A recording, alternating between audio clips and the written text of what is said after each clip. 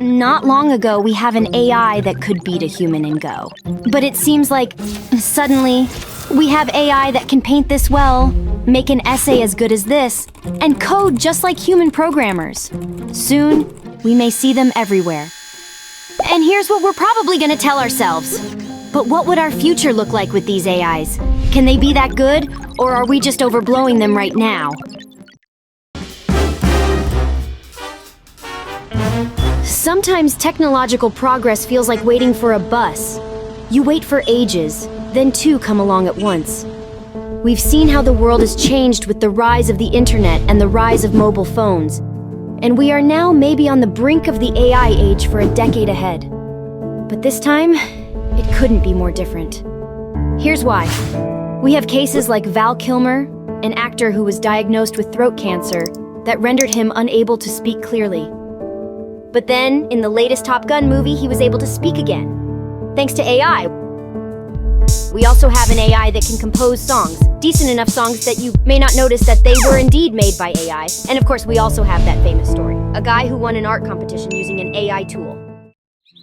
The point is, the internet and mobile phones are visible.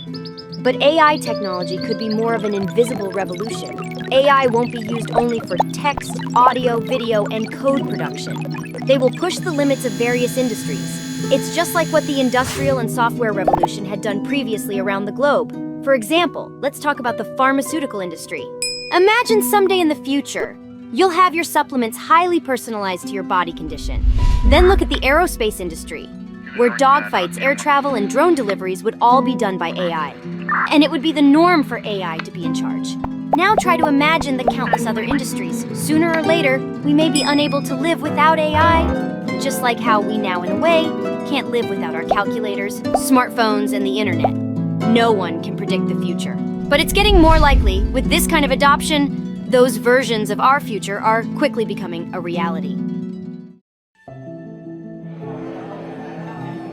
We always thought that AI and robots are coming for our factories and restaurants. But then who could have guessed that they are now coming faster for our poetries and paintings? We may have to look at this upcoming AI revolution from a different perspective from the Industrial Revolution. It's not as simple as transforming farmers into factory workers, because this upcoming AI revolution, unlike the Industrial Revolution, may not require a lot of human workers after all.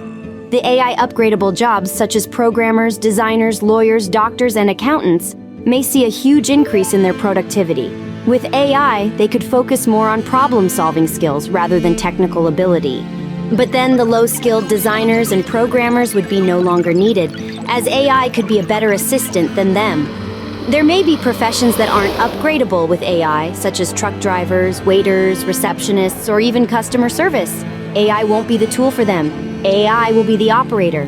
This upcoming AI revolution could be all about displacement rather than replacement.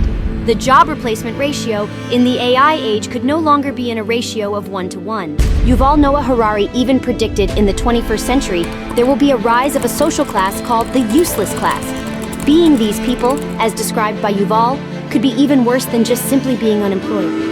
Because compared to AI, they simply wouldn't be able to make a significant contribution economically, socially, politically, or even artistically.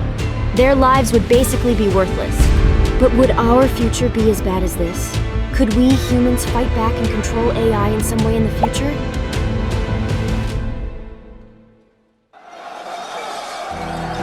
When protests are starting to happen while AI is getting cheaper and cheaper, there'll be a high chance that billionaires wouldn't think twice about replacing human workers.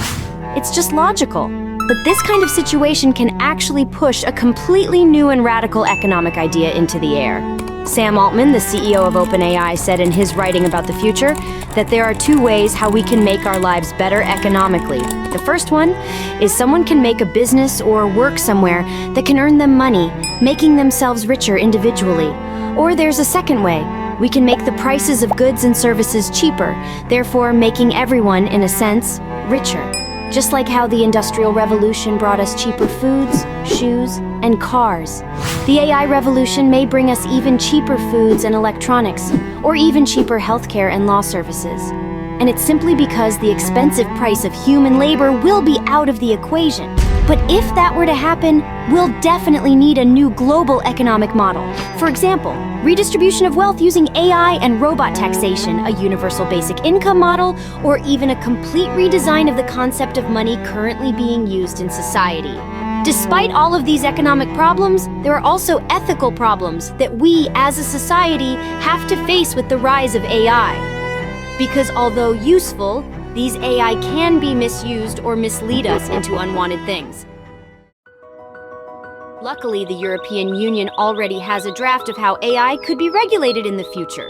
The EU basically categorizes the risk level of AI development into these 4 categories, starting from the most harmless development to the use of AI in strategic sectors, to the harmful, illegal, unacceptable risk of AI advancement.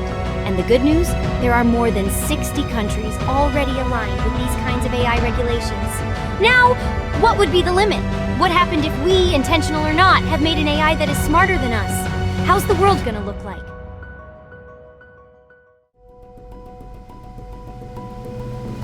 As of today, although 𝗏GPT is the one that dominates the headlines, we actually have numerous good other AI in development, such as Lambda, Palm, Glam, and WuDao. Who knows, they could even break the limit of how we define AI in the future. We could see big tech companies or even countries fighting tooth and nail, competing to dominate to get the edge of the revolution, pushing the acceleration even further. Ray Kurzweil, a famous futurist and technologist, could see humanity reach the singularity, a point where the development of technology outpaced human intelligence and will grow outside of humanity's control in the middle of the 21st century. We may see the rise of AGI, or artificial general intelligence, an AI that can learn and do any general tasks like humans just before the singularity event happened. And from that point forward, we may never know what the future holds for us. When the telescope was popularized, we were able to measure the stars and the universe. Hundreds of years later, when the internet and social media were invented, we became able to measure ourselves as humans. With the convergence of our feelings, memories, debates, and our laughs, we're now being compacted into a baby form that resembles our early naivety, in a state of bits, until the time comes that we may decide to give them atoms. We may talk with them, befriend them, fall in love with them, or even name them. Breaking the words of Pablo Picasso, who said, "Computers are useless. They only give you the answers." And for us, the grandchildren of our ancestors, who were able to invent languages, writings, the printing press, steam engines, computers, the internet, and now AI, we may experience lives that would seem like magic to our ancestors. But now it's up to us. Do we want to fight it, or will we embrace it?